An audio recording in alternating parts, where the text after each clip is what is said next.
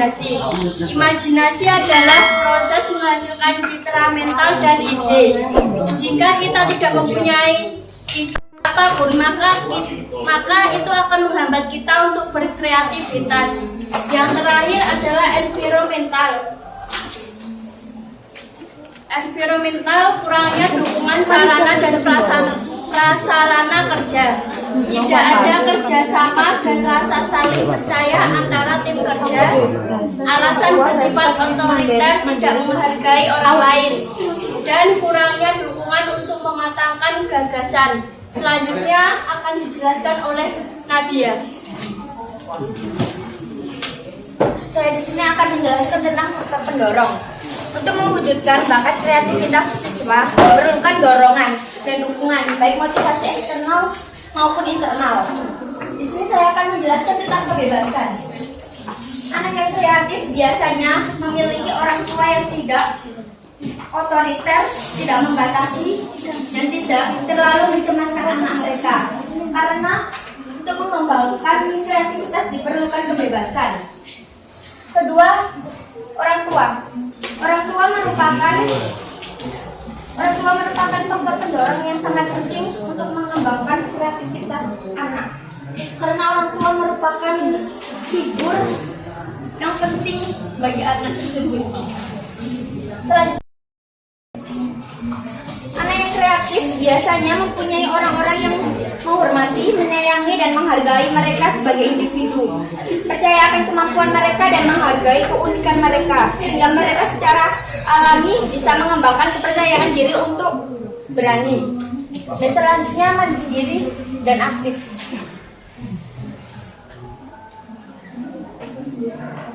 Mandiri dan aktif sangat penting untuk mengembangkan kreativitas.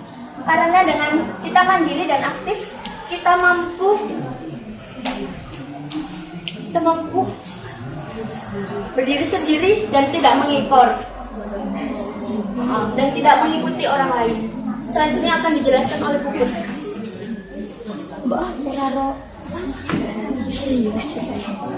Oke, saya akan menjelaskan tentang dari kreatif dulu.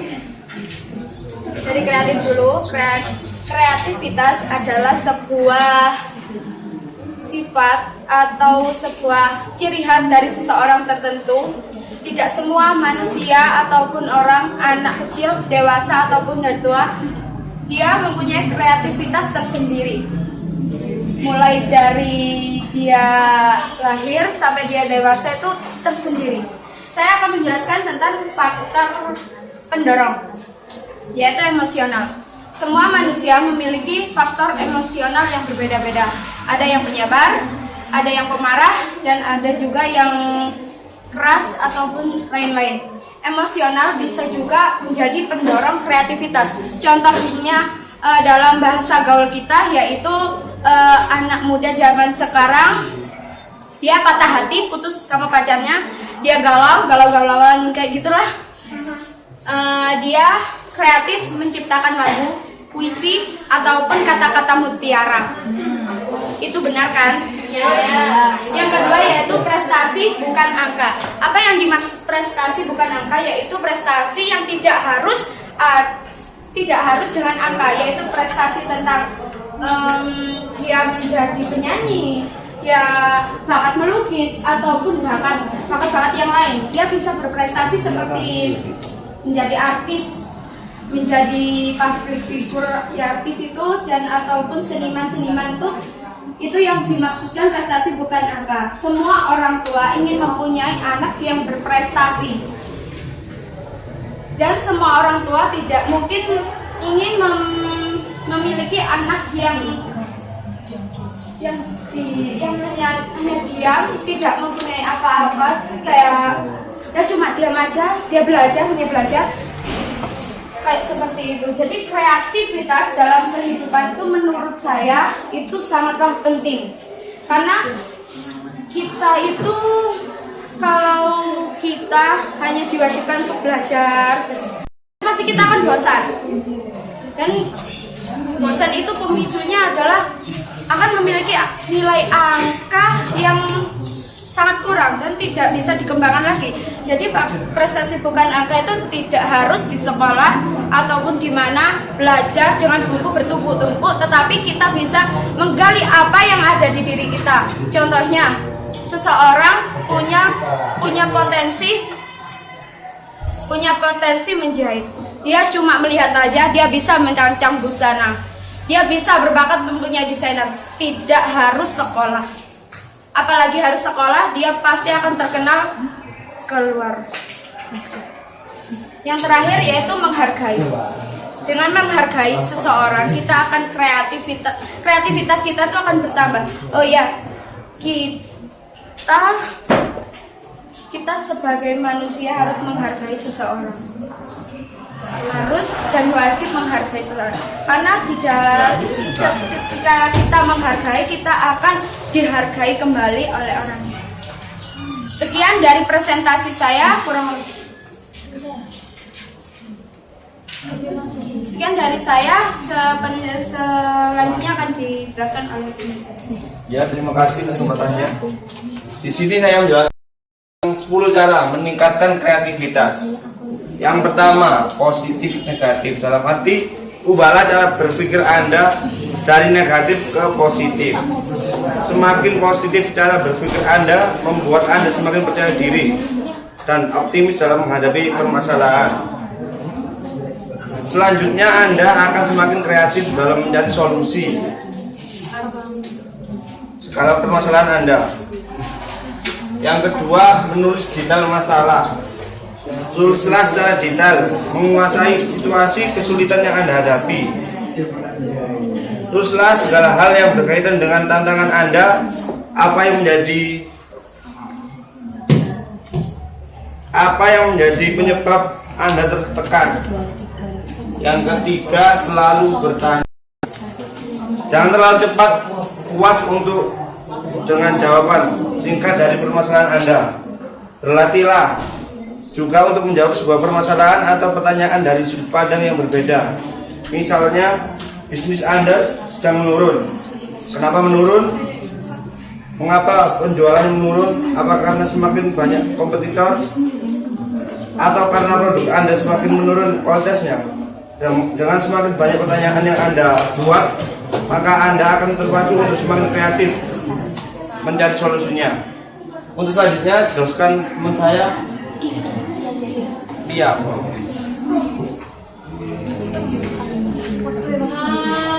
Sebelumnya saya mohon maaf untuk kelompok 1 tolong presentasinya dipercepat karena berhubung waktu dan juga masih ada 2 kelompok lagi yang akan presentasi setelah ini. Terima kasih. Definisikan batas alternatif. Anda harus mampu mengidentifikasikan apa saja yang menjadi batasan Anda untuk menyelesaikan permasalahan Anda. Kemudian, Anda harus mencari alternatif solusi sesuai dengan batasan yang Anda miliki. 5.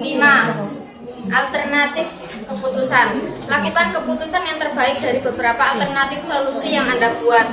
Pilihkan keputusan yang terbaik setelah Anda membandingkannya dengan alternatif lainnya. Selanjutnya, dijelaskan Andra.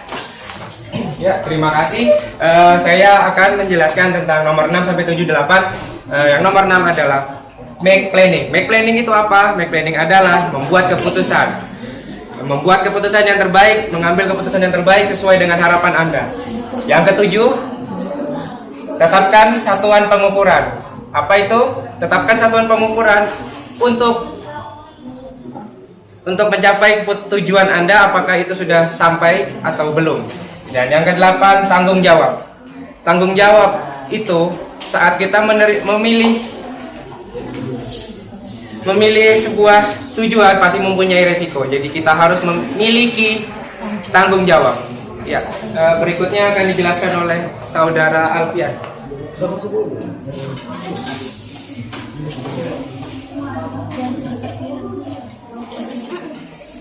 Ini saya akan menjelaskan nomor 9 dan 10. Tentukan deadline. Anda harus memiliki deadline dari semua tujuan Anda. Misalkan seorang mahasiswa. Anda menjadi seorang mahasiswa itu harus memiliki deadline dan tujuan yang tepat. Misalnya Anda sekarang mahasiswa baru, harus menentukan berapa lama Anda akan lulus dari sini. Selanjutnya nomor 10, take action. Take action, apa itu take action? Take action itu bertindak. Bertindaklah, sibukkanlah diri Anda dan terus bergerak. Tentukan prioritas Anda.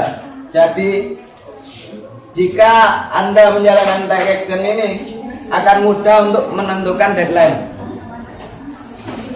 Sepertinya sekian itu saja dari kelompok kami.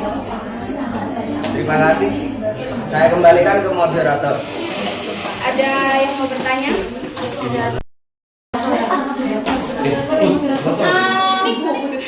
Ada yang ingin bertanya? Untuk kelompok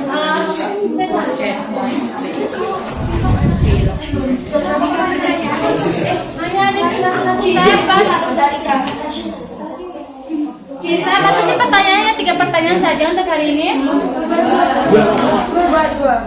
Saya batasi 3 pertanyaan kepada Cesar, silakan. Jadi gini, kan itu tadi membahas tentang kreativitas. Di sana kan dijelaskan bahwa di dalam kreativitas itu juga ada faktor penghalangnya. Ini saya bicarakan tentang realitas saja. Kebanyakan anak-anak punk yang saya tahu di jalanan, mereka ini sebenarnya kreatif. Hanya saja orang tuanya ini tidak mendukung kreativitasnya mereka. Nah, yang saya tanyakan sebagai orang tua, apa yang harus dilakukan? Setelah itu mungkin sebagai pemerintah atau mungkin orang-orang lain yang melihat pang-pang seperti itu, apa yang harus mereka lakukan juga? Apakah membiarkan mereka seperti itu atau bagaimana? Terima kasih. Baiklah, terima kasih untuk saudara Cesar. Kemudian tadi kalau ada yang lain yang belum bertanya.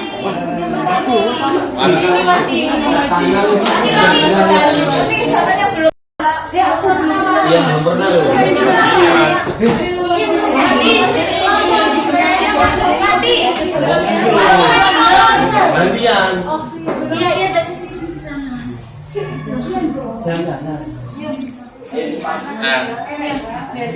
Bagaimana? Bukan NIM enggak? NIM 108 dari Stiano. Bagaimana cara mengembangkan kreativitas dalam sebagai guru SD untuk mengembangkan kreativitas muridnya? Makasih. Selanjutnya dari kelompok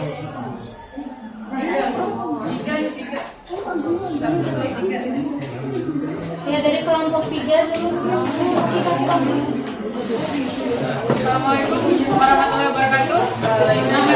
Nama saya Nurul Aini, NIM 129. Kreativitas adalah di mana menciptakan hal baru yang memiliki nilai estetika yang indah. Yang ingin saya tanyakan yaitu bagaimana pendapat Anda ketika seseorang sedang stres atau pemikirannya tidak stabil mampu menciptakan kreativitas yang bernilai, namun terkadang mampu merusak pula mampu merusak yang namanya kreativitas. Mohon penjelasannya. Terima kasih.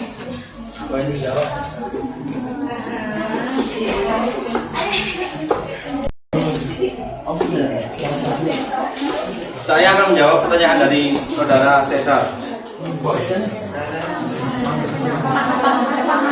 Kebanyakan anak pang itu dari pang sendiri itu anti kemapanan. Jadinya dia nggak mau di rumah, maunya di jalanan. Dan kebanyakan anak pang itu nggak mau sekolah. Nggak mau, bukan nggak pernah, nggak mau. Maka dari itu orang tuanya tuh nggak mendukung kalau dia menjadi seorang pang.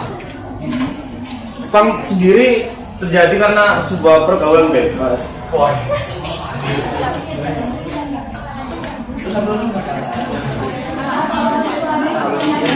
Solusinya untuk itu ya, untuk anak pang membuat lapangan kerja, contohnya membuat sablon atau membuat kaos atau kayak desain pakaian lah, karena itu Tidak ada kesibukan. karena anak pang nggak punya kesibukan. Ini Mas Yuda tentunya. Kan saya juga punya teman saya itu emang anak pang. Dia itu anaknya orang kaya, dia anaknya orang mapan, dia juga mau sekolah. Dia itu nggak pingin sebenarnya jadi anak pang, dan dia itu nggak pernah pergaulan bebas. Tapi karena kreativitasnya itu sendiri dibatasi oleh orang tuanya, ya makanya dia jadi seperti itu. Nah, yang saya tanyakan itu bagaimana seharusnya orang tua menghadapi hal seperti itu. Baiklah, untuk Mas Yuda pertanyaannya bagaimana peran orang tua itu terhadap anak? Ya, peran orang tua itu terhadap kreativitasnya. Yang pertama, orang tua seharusnya tidak membatasi kreativitas anak itu sendiri, lebih fleksibel. Yang kedua, yang penting memberi kepercayaan lah kepada anaknya untuk memilih apa yang dia inginkan, bukan malah menekan apa yang ingin orang tua inginkan. Mungkin itu saja jawaban dari saya. Apakah kurang jelas? Ya. Oke, saya akan menjawab dari pertanyaan Mas Heri, yaitu bagaimana menjadi guru yang kreatif. Menjadi guru, terutama guru SD atau TK, itu perlu dan sangat harus kreatif. Bagaimana kita mendapat perhatian dari mereka, dari yang ada pada diri kita aja, seperti kita penampilan kita. Tolong dengarkan ya. Seperti penampilan kita, kebanyakan anak kecil itu sangat suka dengan warna yang cerah. Warna yang dia sukai kayak seperti guru cantik, guru ganteng, guru yang bersih seperti pakaiannya itu rapi, berwarna cerah gitu. Itu sangat sangat memancing perhatian mereka. Seperti itu. Jadi kita tuh harus sering mengajak mereka itu seperti main, dengan main yang mengolah pikiran, bukan main yang main seperti main fisik itu jangan, jadi main pikiran gitu. Jadi untuk sekolah, untuk kita melatih kreativitas kita sebagai guru itu dimulai dari diri kita. Bagaimana kita mengambil perhatian murid-murid kita. Seperti itu. Apakah kurang jelas? Bagaimana saudara Heri dari penjelasan Mahmud? Apakah bisa diterima atau mungkin ada saran dari kelompok lain yang ingin menambah atau ada yang ingin menambahkan? Saya menanyakan cara guru, peran guru untuk mengembangkan kreativitas muridnya, anak didiknya. Bagaimana cara mengembangkan kreativitas Ya itu semua dari kita. Kalau kita kreatif mengajak anaknya, pasti muridnya juga kreatif juga. Maksudnya itu bagaimana? Caranya Seperti apa? Agar bisa mengembangkan kreativitas ini. Bukan seperti penampilan cerah. seperti kita sering dalam pelajaran seperti biologi, matematika, kita membuat seni bagai apa, seperti kita pada anak kelas 1, oh ya 1 tambah 1 seperti ini, dan 1 buah apel ditambah 1 ini kita membuat aja gambar sebuah apel. Nanti dari situ pasti yang di pikiran murid-murid kita itu kreativitas, sebuah gambar. Oh iya, kalau apelnya 3 tambah 2 berarti 5. Seperti itu. Kita semua kekreatifan itu dimulai dari kita. Kalau mau bagaimana dengan saudara? Terima kasih. Ada yang ingin menambahkan mungkin atau ada sanggahan baru? Ya silakan mungkin sedikit ya. Misalnya caranya mengembangkan kreativitas itu dengan anak SD itu disuruh bawa origami. Nah, dengan origami tersebut anak SD itu bisa mengembangkan pemikirannya. Kita cuma suruh, ayo anak-anak kamu mau buat apa? Ini Bu Guru punya contoh. Misalnya kita bikin contoh buat biji. Nanti dari anak kecil itu bisa membuat misalnya dilipat-lipat, bisa jadi anjing-anjingan mungkin, atau jadi bunga, atau mungkin jadi yang lain seperti itu. Atau anak SD itu juga bisa kita suruh bawa pewarna, buku gambar, mereka juga bisa menggambar sesuai kreativitas mereka. Seperti itu. Terima kasih. Baiklah, sudah bisa diterima ya. Dan lanjut ke pertanyaan terakhir.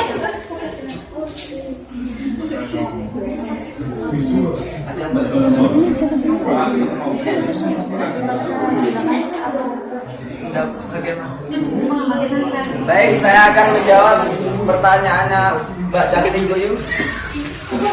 Mohon diulang pertanyaannya.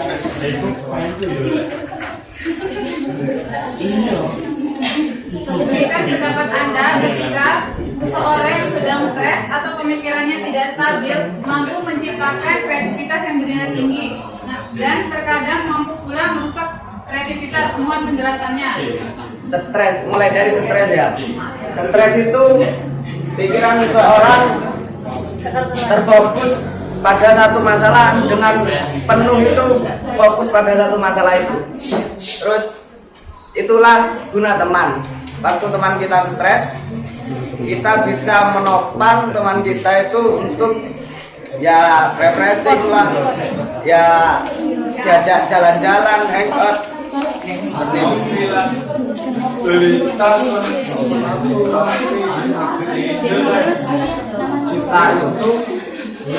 Seandainya terima kasih atas jawabannya. Kemudian saya mau minta penjelasan sedikit tentang orang yang stres atau pikiran tidak stabil yang menghancurkan kreativitas itu sendiri. Menurut Anda itu seperti apa?